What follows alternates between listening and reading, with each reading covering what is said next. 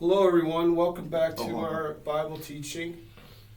This will be part two of our series of teaching, and we're going to get into certain subjects that are in Genesis, but also throughout the Bible. We're going to be revealing God's works through His time within His images and vessels. And I'm going to start off by reading Revelation 13, and then my name is Craig, by the way, and then I'll be handing it off to Adam to continue with the teaching. I saw one of his heads as though it was wounded to death, and his deadly wound was healed, and all the world wondered after the beast. All right, everybody, take it away, Adam. Hello, everyone. So we're over here. The last video we had, we were talking about Genesis. We were talking about the first day, the light and the darkness. And in this, summary? In this topic, the whole concept of this topic right here is the word time. So we're trying to explain for you guys that in each day in Genesis, when you read chapter 1, day 1, day 2, day 3, day 4, day 5, 6, and 7, there's a bit more. In our next video, we'll dive even deeper into revealing how those days that are talked about in chapter 1 of Genesis is actually more of an overview of events that actually were cryptic that played out in our world, starting from day 1, which was Adam, who was both light and dark. And then we know that because he ate from what tree? Good and evil, light and dark. And then we go into the second day, which really, if you read it, says water from above and below. Well, we know what happened during the flood. So that makes very clear. Now, the thing is, people don't understand too much about the seventh day in chapter 1 of Genesis. In the seventh day, it says he rests. Now, if we understand our history and we read the Bible right, when did he ever rest in guiding and preaching his people, which, again, we're all children of Adam. So he took a group of children of Adam and he dubbed them the name Children of Israel. Okay? And he was teaching these children of Adam through a new name, Israel, to eventually fast forward to preach this word, this knowledge onto all nations, right? So that's a very important understanding right there. Now, the only time we have where he stopped really doing something that's close to where a rest is 400 years in Egypt. Now, you have from the point of Joseph, after he died, then the children of Israel were in captivity for a good length of time, years, right? So they didn't remember anything. They didn't know a lot of the stuff of Abraham's time, Adam's time, for sure that they forgot. And this is why when Moses came into the picture, when he says in the Bible, I brought you out of Egypt, it means that I brought you out of Egypt through a vessel image, which we know is by the name Moses. So we see right here how the Father works through, again, the body. And what is our body? Well, our body is a vessel, a temple, the image in which he wishes to appear as. Can a cross or a corpse or a house speak? Can it, Craig? No. So if a vessel, a corpse, a house cannot speak the living word, and only a fleshly living body can do it, not even animals can do it, then clearly we understand that us as a human being is the images. We are the image of him. Okay, we represent him. It's like a job. You put on your uniform, you represent your job. Well, our mouth, our the way we think, how we act represents the Father. Okay? Now, getting back to the whole point of he rested in Egypt because he was not instructing anymore. Okay? Then when Moses came into the picture, he started to start up again in teaching, right? A group of children of Adam. He started to teach them on Mount Sinai all the things that happened from the time of Adam to the present, and then some understanding of what was to come. Okay? We know that in Leviticus 26, further down in that chapter, it talks about a scattering. A scattering that has never happened in the likes that it did in Babylon, Assyria time, the Persian time. A scattering that was like no other. Okay? Because it talks about, I will bring you back to a land once you become obedient. If you're disobedient, I'm going to take you away from this land. He didn't say I'm going to take you away from the sky. He says, I'm going to bring you to this land that I'm going to take you away from when I remember you. Because once you remember my ways, I'll remember my promise that I made with the forefathers. So again, the question may be, well, what's this point? Well, the point is, in Revelation, I saw one of his. Who's his? It talks about a beast, but we have to understand this is a decoding. So there's no beast that's going to appear in our world that's going to look like a 7-head creature. Okay? So let's get that straight. So I saw one of his heads. So his would be the Father. Heads, we already discussed. Heads, vessels, temples. We're talking about an image. Okay? This becomes very serious because we're talking about a crucial point in time. As though it was wounded to death.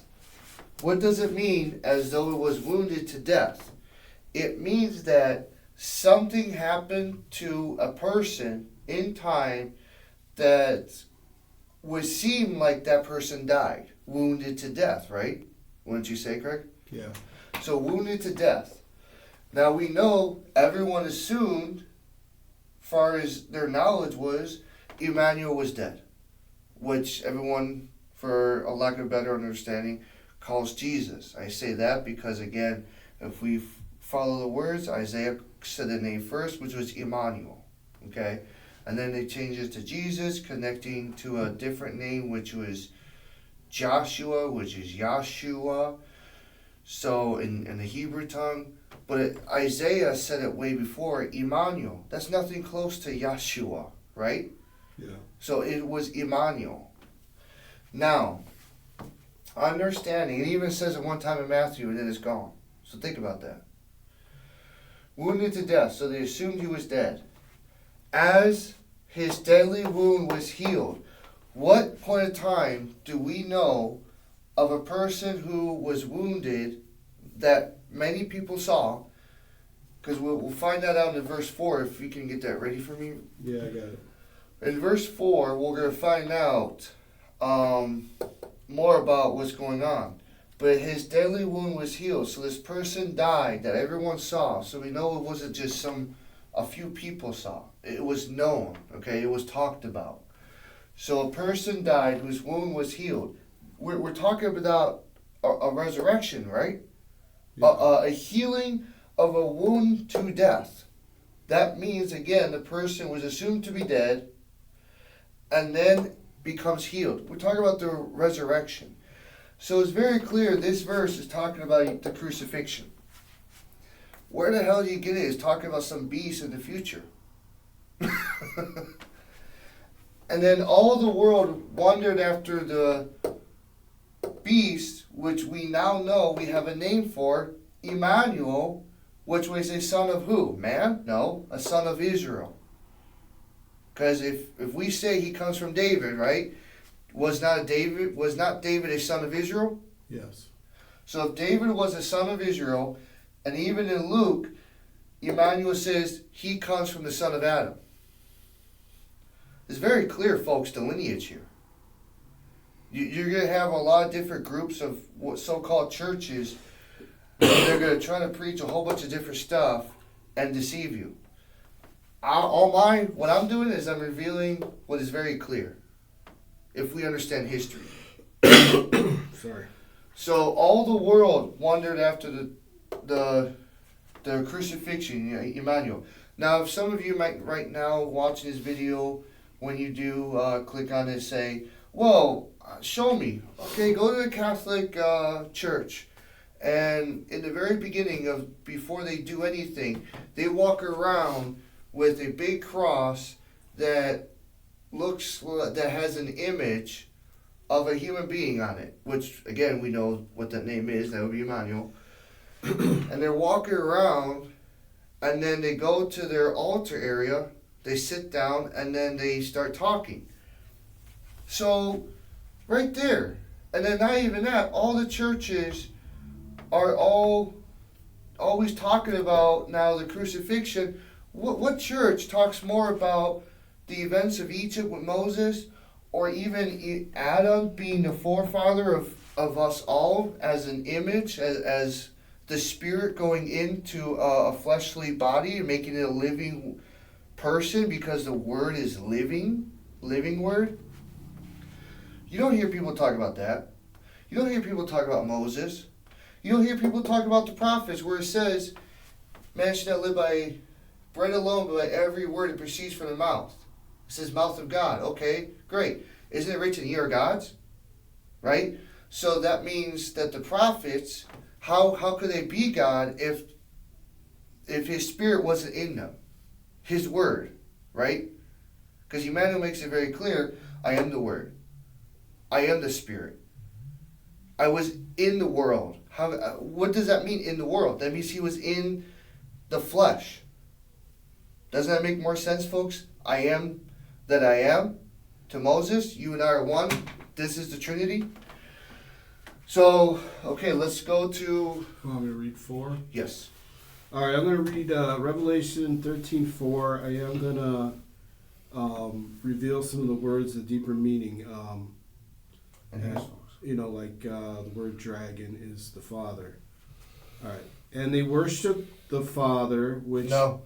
They, my brother here, they is definitely going to be nations. So keep that in mind. Fast forwarding from that point in John's time to our time, all these nations, all these churches, all these people are talking about this one event. Go ahead.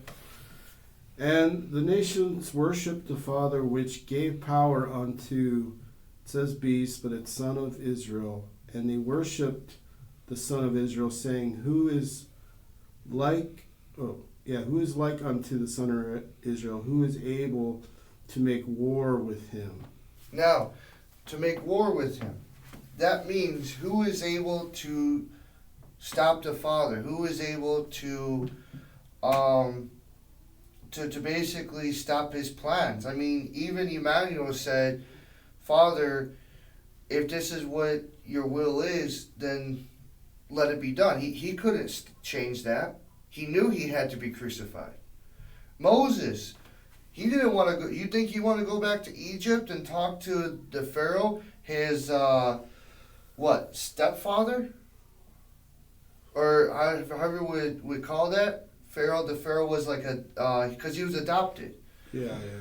So, do you think Moses wanted to go back to Egypt knowing that the Egyptians clearly knew, and everyone probably told, that he killed an Egyptian, a slave master? So, do you think he wanted to go back to Egypt knowing that by the law of Egypt, he would be killed? No. But he knew he had to go over there to free what he understood as his people, because the Father chose these people who were beaten by the Father to be built up again, just as Emmanuel was beaten by the Father on the cross, right? And then built back up. Does Emmanuel say the devil did this? Or Satan did this? Does Emmanuel say that? No, he says, if this is your will, Father, let it be done. And then why? How do we know that? Because he says, Lord, Lord, forgive them, for they know not what they do.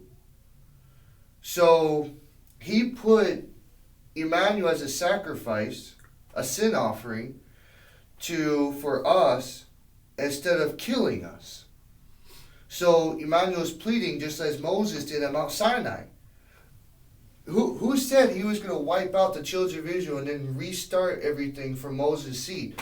Was that the devil or Satan? No, it was clearly the Father. Read it, folks.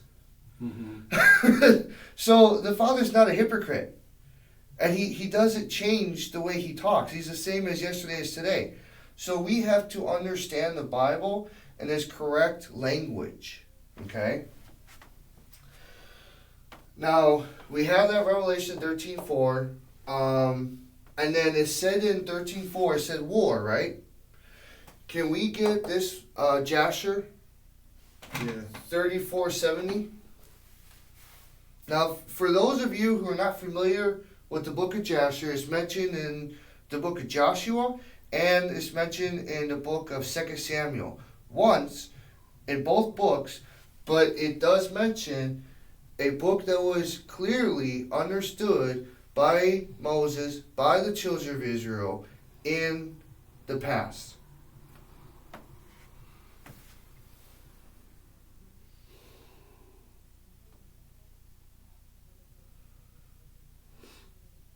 Okay. Enoch. No, Jasher. Jasher 34:70. Thou art he who stirreth up wars and causeth them to cease. In thy hand are power and might to exalt and to bring down. O may my prayer be acceptable before thee, that thou mayest turn to me with thy mercies, to impress the hearts of these kings and their people with the terror of my sons, and terrify them and their camps, and with thy great kindness deliver all those that trust in thee.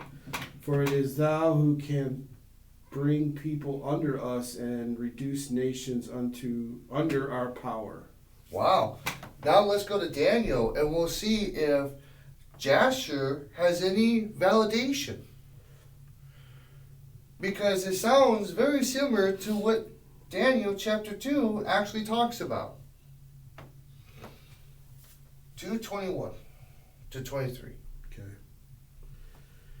And he changeth the times and the seasons. He removeth kings and setteth up kings. He giveth wisdom unto the wise, and knowledge to them that know understanding.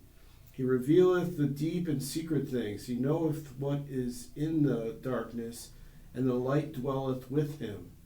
I thank thee and praise thee, O thou God of my fathers, who hast given me wisdom and might, and hast made known unto me now what we desired of thee. For thou hast now made known unto us the king's matter. Now let's start real quick with a few sentences in that 21 real quick, please. Okay. Just read the first two. The sentence of the first 21. And he changeth the times and the seasons. Keep going. He removeth kings and setteth up kings. All right, stop there. So he removes kings and sets up kings. Does he just make them vanish? No. What's going on in the Middle East? There are kings. Every country has a king. It would be maybe a president or a... What happened to Bin Laden? Was he removed? And someone was set up after him? So, again, the Father works through his images and vessels. Stop folks having this delusion that the Father works in a mysterious way. It's not mysterious. It's mysterious to you because you don't have that understanding. This is the understanding.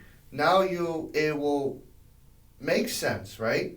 How he works in the physical. Now, to this point, a lot of you are going to cry and say, oh, he's not a wrathful God. Really? Are you sure about that? Did you ask the people in Florida? That recently a lot of people died over there through changing of seasons and times, right? Seasons, doesn't that mean the weather? So didn't people die in the storm that he caused through the hot and cold, right? Correct? And the wind? So ask them if that's the case, because clearly in Leviticus 26, the Father says, I will hurt you if you don't obey my commandments. again, when does he change his ways? It says in the same. Well, he could change a king by having the king get his castle taken over, and the king gets beheaded. Mm-hmm. And that's a change of time and seasons. Now somebody else is ruling in this new time because the old king is dead. Mm-hmm. So I think it also has to do with weather is a play, obviously, but it also has to do with like coups and taking over other kingdoms and. So you're just expanding that concept, right? Yeah. I'm not just didn't want to focus just on the weather there. So as Craig said, there's a lot of different in our history. There's a lot of different ways he manifested this work, as he just pointed out. All I'm pointing out with Florida is I'm pointing out his wrath. Yeah. People died. Who's in control of death? Read Genesis. Read chapter 2, I believe, right?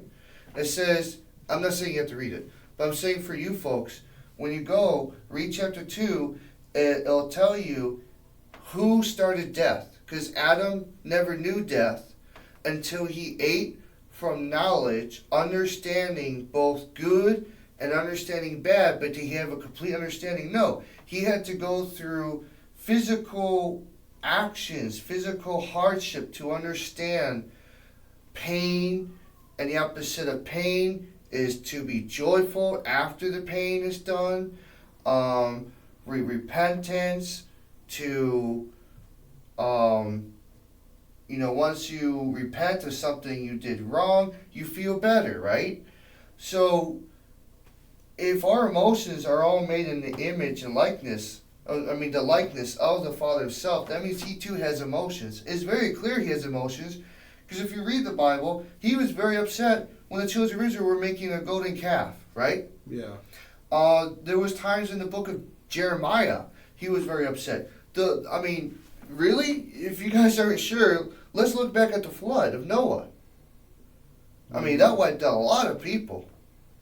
Yeah. So we have to understand the Father is very wrathful. For him to hide his anger, we've seen death, but no one's been telling us this is because he's been angry. So we need to hear teachers saying he's angry is going to manifest in violence. This is why you need to fear him. This is why you need to obey him. Why would you fear someone, even your own parent? Why would you obey them if you didn't fear them? Does that make sense? Yeah. Okay. Now, let's go to Ecclesiastes 3:1.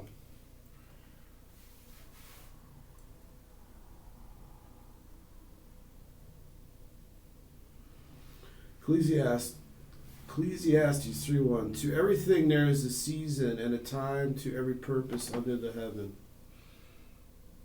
Is there any more after that? The next verse is to a time to be born, a time to die, a time to plant, a time to pluck up that which is planted, and then it keeps going. A time to kill, a time to heal, a time to break down. A time to what? Kill? Wow! Daniel, Jasher, Revelation 4 with the war. Who can stop his anger? A time to kill. There's a time for that? There's really time for him to show his anger. Keep going. Verse 4, a time to weep, a time to laugh, a time to mourn, a time to dance. 5, a time to cast away stones, and a time to gather stones together, a time to embrace, and a time to refrain from embracing. 6, a time to get and a time to lose, a time to keep and a time to cast away. Wait, a time to lose? Didn't people in Florida lose houses? Mm-hmm. A time to lose. Time to lose. Don't people's family members die?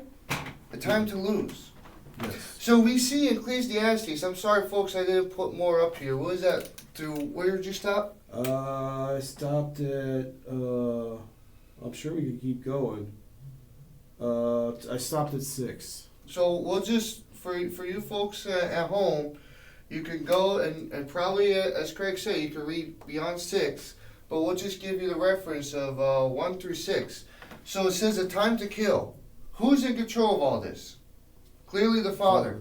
We just established that through the book of Jasher and the book of Daniel. What does that sound like? It sounds like emotions, doesn't it? Mm-hmm. So when we go to Genesis chapter 1 verse 27, it says made in the likeness and the image of. Likeness, doesn't that seem like a personality trait? Yeah. I mean, where do we get our emotions? Who do we get them from? We don't just develop these things, folks. Our emotions and situations of our lives, really think about this, please. Our emotions, situation of our lives is what drives us to make decisions, to go to certain paths in our lives that we probably, without feeling those emotions, would never have gone to. Without thinking certain things that are put into our mind, we would never desire or plan to do things. So clearly the Father controls. I can't explain this. I can't explain this enough, folks. We just very clearly, would you say, Craig, explain how He rises nations, brings them down. Nations. How much more our individual lives? He controls the weather. How much more our individual lives? How much more our mind and our emotions? Mm-hmm. Now, you're probably wondering, when am I going to get to this one? I'm almost done here, folks. So, in Genesis 3:15, your children shall bruise your head. It says, thy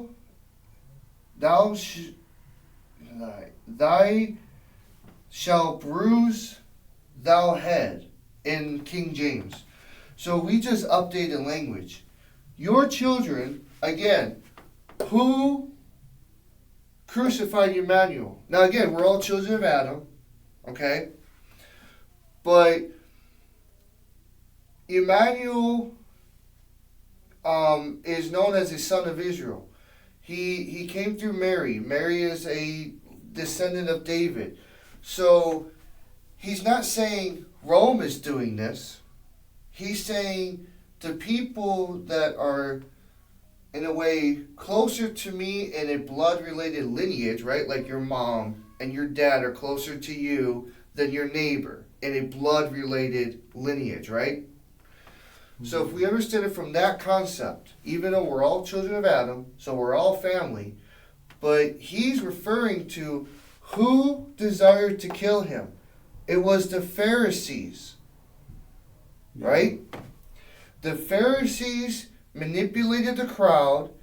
Remember, Rome didn't want any part of it. All Rome did was say, you know what? I clean my hands. I'm going to give you these soldiers. Because you say you can't do it. You can't order anyone to do it.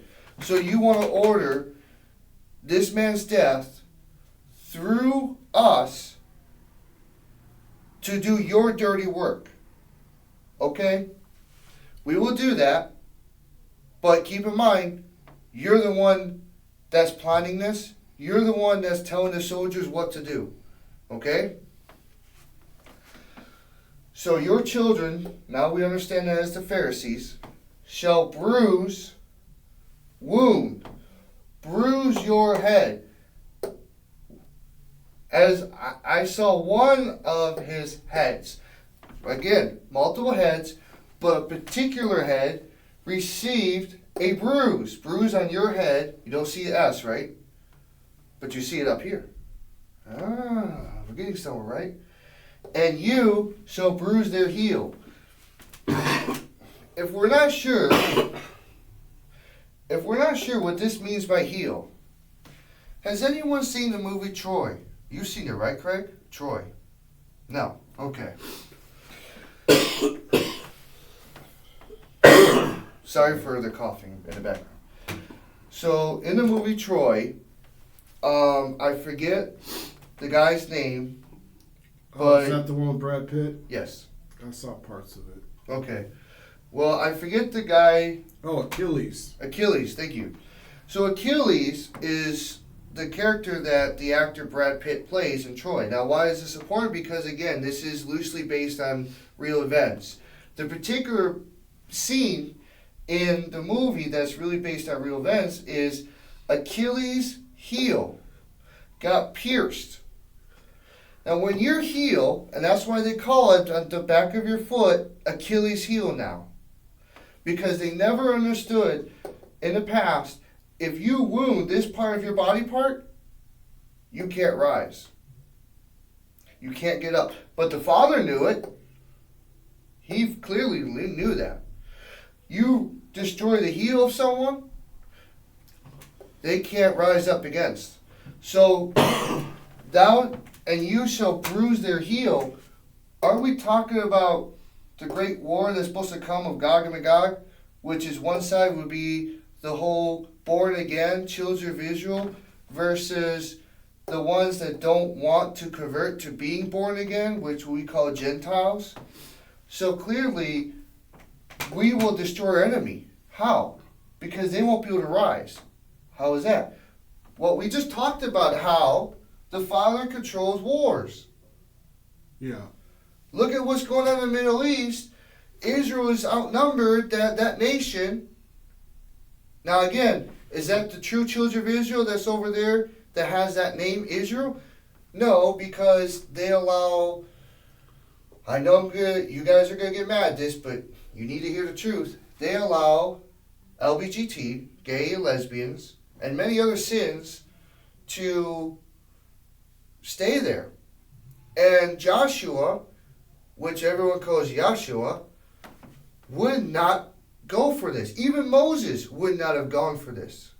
Speaking of controlling wars, didn't Moses do that? He had his arms up, the children of Israel were winning. He put his arms down, who were losing? And who was winning? Yeah. They had, go ahead. Children of Israel were losing when his hands were down. Mm-hmm. And his arms were so tired that Joshua and someone else, Caleb, had to basically brace his arms and keep them up because it was getting heavy for him. His muscles were tired. In order for the children of Israel to beat their enemies. Wow, who had authority there? Moses. Who had he says in that verse 4, all authority is given on to who? Emmanuel. What does Emmanuel say before he was crucified a couple, probably days before that event even took place? All authority is given to me by my Father. Wow. Is that what Revelation 4 was actually talking about? And yet, scholars don't understand this. No wonder why they have darkness in them. Now, real quick, they're not able to rise, because you taught me this, they're not able to rise because they are teaching falsely. Mm-hmm. They are a handicap because they don't know the truth. Correct. How can you go in any direction unless you're guided? And clearly, again, I said this before in this video, how can you be guided when it's not by what you eat? So it's not by bread alone, it's not by actions, it's by living by every word that was talked from the past, meaning talked by the prophets. Okay? And then there's another event that happened, I forget where it is, folks, I'm sorry, but it's I think it's in the book of Luke, where Abraham tells this guy that there's no point of you going to your brothers and trying to convince them to repent when they have Moses and the prophets. If they don't listen to Moses and the prophets, why would they won't even be able to listen to you? Because of the handicap. Because that's what the Father gave for us to understand. Now you have false pastors. Now you have to understand the difference between a false pastor and someone that clearly understands wisdom. Now again, to put the nail in the coffin, as they say, you have the final verse. I'm sorry again it's not up here because really the whole topic was explaining how he rests after being crucified. So the seventh day was full of, remember, a wicked generation. So in order for a wicked generation to really rise up, and for Daniel in chapter 11 to say there's an overspreading of an abomination, hell, meaning sinful deeds, has enlarged itself. Clearly what that means is the children of Israel that would have the word are completely taken out of the picture. Why? Because they're in Gentile nations. They're in a state of darkness, meaning hidden, right? Mm-hmm. So, I don't know, I'm pointing up to here, just don't mind me with that. So imagine here the word darkness, okay? Just imagine that. So they're in a state of blindness, okay? That's why they can't speak the truth. Again, how is that true? Does he say let the tares and wheat grow up together? Until the time of the harvest, then he will separate the light from the dark. Mm-hmm. Okay? So we clearly see in that understanding that the children of Israel cast into the Gentiles. Children of Israel were the wheat, Gentiles were the tares, and now they grow up together. How? Because they're all doing sinful works. Until the time appointed that a group of people from all the nations start saying, hey, there's someone that's actually explaining this stuff. Makes a lot more sense. Definitely shows that what I've been taught was a strong delusion to not understand truth. And then there you go, you have a great harvest. It's not because people just disappear, as they say, as a rapture. That makes no sense to Scripture, because we're all supposed to come to defend the Word. If you're disappeared, how are you defending anything? How are you giving the love to lay down your life for your neighbor and to be hated? You can't do those things if you're gone. So we understand that Genesis 3:15, you need 3:15 to understand Revelation 3, chapter 13, 3 and 4, because what we're doing is Adam's being prophesied that clearly Emmanuel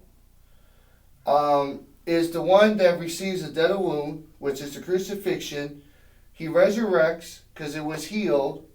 So we see that this is a prophecy given to Adam all the way to Emmanuel's time. Part right there, it says all the world, that's all the nations wondered after the son of Israel.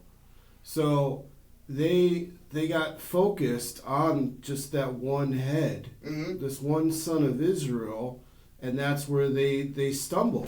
Correct. This is where they can't get up because they don't know the whole timeline. Correct.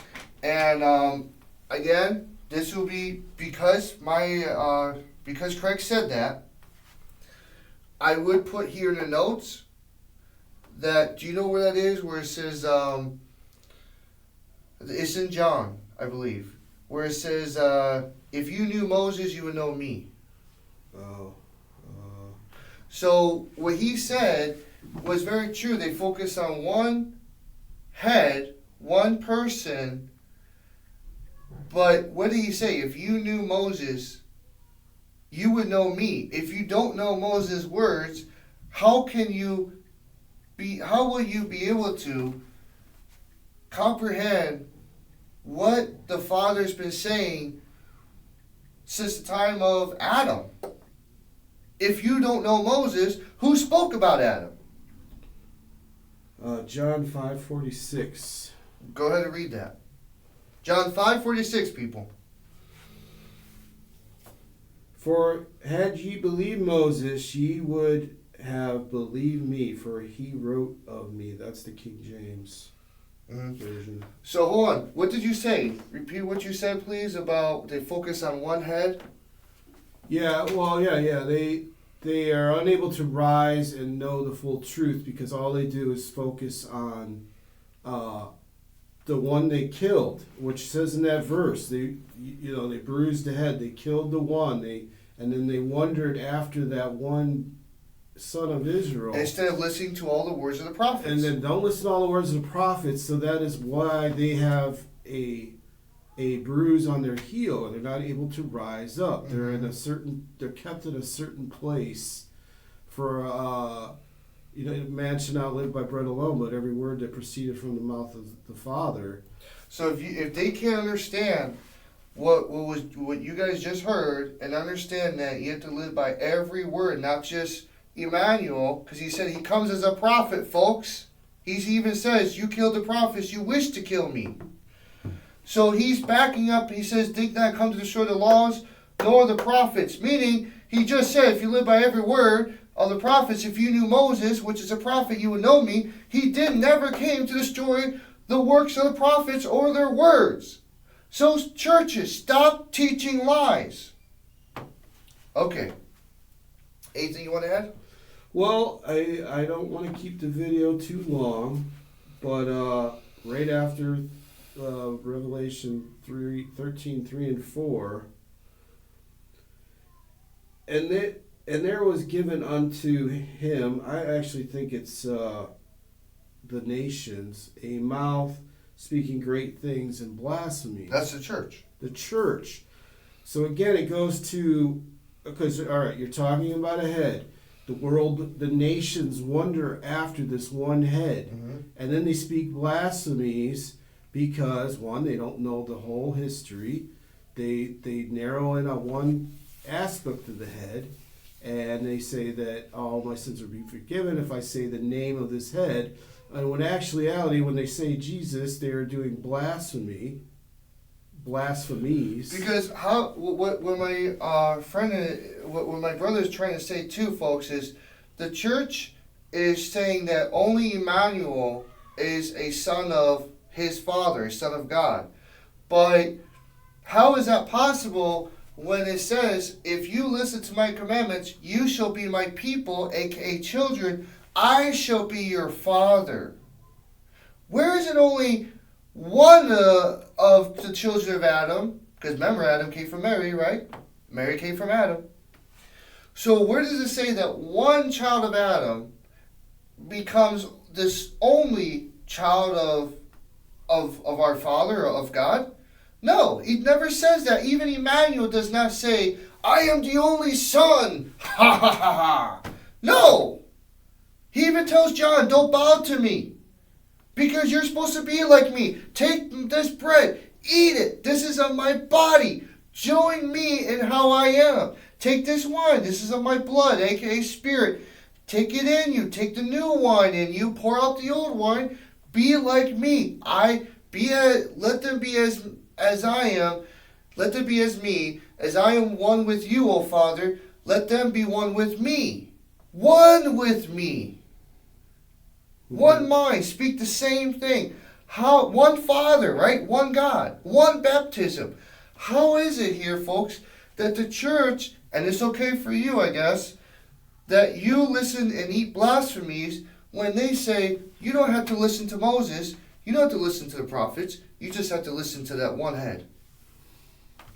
And that's where the Father rested. This is where we get back to the seventh day he rested. He dispersed all of the children of Israel into all the nations, and then they were under the rules and laws of those individual nations. Mm-hmm. So they witnessed the word onto the world, but they also were unable to be their own nation, to rise up and to preach all truth. Mm-hmm. So they were teaching like half-truths and partial truths. And I don't know the verse, but he says when the one comes, the Comforter comes, all truth will be revealed. It's in John. That's like John 16 or 15. And this is what it's talking about. It's like the partial truths are eliminated. Those who only know in part. We all know in part of that. That's Corinthians. Till the one comes, the Comforter comes, and all truth is revealed, because only one can the Father himself, who concealed it, is the only one that can reveal it. That's why there's many false teachers. Mm-hmm. And that is what he was talking about, like to watch yourself and guard yourself against those, because that is what keeps his people, his children. If they could, they would deceive even the elect. Yes. That's in Daniel. So yeah, he rises up. We get in the Revelation. He rises up out of the pit, He rises up from that darkness from that rest. From that rest. And it's not like Satan rising out of the pits of hell. No, because it says in Judges, he has the nations. It says he left the nations of the children of Canaan when Joshua was beating all of them. He left some of them around so that he can test the children of Israel, and anyone who eats and drinks from that wisdom, he can test them because that's where it says, prove yourself to be righteous and understand the truth. So he has these nations and these false churches that are to test us so that we can prove we are children of Israel. So that's where it says in Revelation, he comes to, it says, tempt the world one last time. It's not tempting, it's testing. He's testing in order to sort out the wheat from the tares, folks. Yeah, the sheep from the goats. Yes. There's one more. Well, the other one is in the talents. He gives talents, which is not really money, but is knowledge. He gives it to 3 men. One of them says, okay, and he doubles, because remember, each of these 3 men don't have any followers. So one of them doubles it and gets like 10 followers. Mm-hmm. The other one doubles their knowledge because they get 5 people. And the other one basically keeps it within himself. It says he digs a hole and buries it. Well, what that means is he keeps the knowledge in himself. He dug it in himself. And he has no followers. And what that means is when the Father came and says, okay, how many people did you gather? Remember, it talks about the marriage. Gather everyone onto the marriage. What marriage are we talking about? We're talking about the knowledge, the truth, the words of the prophets. So you gather everyone onto the word. Man should live by every word. And then he talks to them. He says, oh, you doubled it. Great, you get this reward. Oh, you doubled it. Great, you get this reward. You knew the knowledge. You know I control all these things. Remember the wars. We just went over this, right? And these notes here. So the third man knows that the Father controls all things. Well, why do I need to do anything? You do stuff to not just to defend, but to testify of the existence of the Father unto who? The darkness, aka Gentiles. Where is your reward? Even the politicians only teach among themselves, it says, right? Mm-hmm. Where is your reward if you're not being hated, if you're not preaching to defend the truth, if you're not trying to wake people up from their slumber? So the verses are there. It's telling you. It's just people aren't teaching it right. So what does he do to the third person? He strips everything that person had as a time to take away. Ecclesiastes. Yes. So he took away all the things that person had, and also took away his knowledge. What happened to Solomon when he disobeyed? All that knowledge got taken away. Yeah. So it's very important. In that verse right there, I just said, showed a wrathful side of him. He completely judged that person and took everything away. Again, what happens to the goat? He sends him into to be destroyed. Where, folks, is he just this merciful, loving, dancing through the petals God? No, he has an anger side, and you better wake up to it. Yeah, so the 1,000 years of peace isn't like you had peace and bliss and everybody's singing kumbaya and loving each other, giving each other hugs. And folks, the peace was he didn't kill you. Yeah. Right? Yeah, and folks, that peace that also the 1,000 years part is in 2 Peter 3:8. One day is as 1,000 years. I apologize for not covering that. Yeah, that's an important one. But he just talked about that. We'll repeat what you just said. Well, yeah. In Revelation, I don't know the exact verse, but yeah, it has the 1,000 years of peace. But it was the 1,000 years of us in blindness and darkness, and the peace was that he didn't wipe us out. Yeah, which he could have killed us. So the fact that things are increasing, Because he gave that offering on the crucifixion. that we're entering in this tribulation is obviously a sign, because you go from where you're not really seeing him fully on the scene, and now you are. Mm-hmm. That peace is ended. That darkness is ending because what? Because the truth is coming back. Yes. And again, knowledge begins with fear of the Father. Wisdom begins with fear. And that's what happened to Adam and Eve in the garden. They feared the Father and they hid themselves from him, and They were learning. yeah. Compared to before eating the fruit, they never knew to fear him. They never knew that they had to. They never needed knowledge. They never needed to learn. So now, in order to be like the Father, who has all these emotions, all this thoughts, right? This whole planning, in order to be like him, having one mind, to speak, I mean, did Adam speak any of this stuff that's happened over a period of decades? Clearly not. He never spoke any close to the amount that we now have recorded from Isaiah, from Jeremiah, from Moses. Why did these events have to happen? So that we have an understanding. Why let them be one in me as I am in you. How did Adam understand that? No. It was given for us, a generation decades later, to understand this from a seed of Adam, our brother and sister, called Emmanuel. In order to be one with the Father, you have to know some stuff. Adam didn't know anything until he ate from the tree of knowledge. Not sin, knowledge. And I don't know exactly what's going to be in the next part, but I'm assuming the heads. We'll go into Enoch. We'll go more into the heads. Mm-hmm. And 7 weeks prophecy out of Enoch. Mm-hmm. It'll be in the next one, and again, you're going to learn the days like we mentioned Noah. He is one of the heads, so we're going to get more into that. And we mentioned Moses, and we've talked about Solomon, but you'll start seeing the full picture. And then, Going back to Genesis with the days.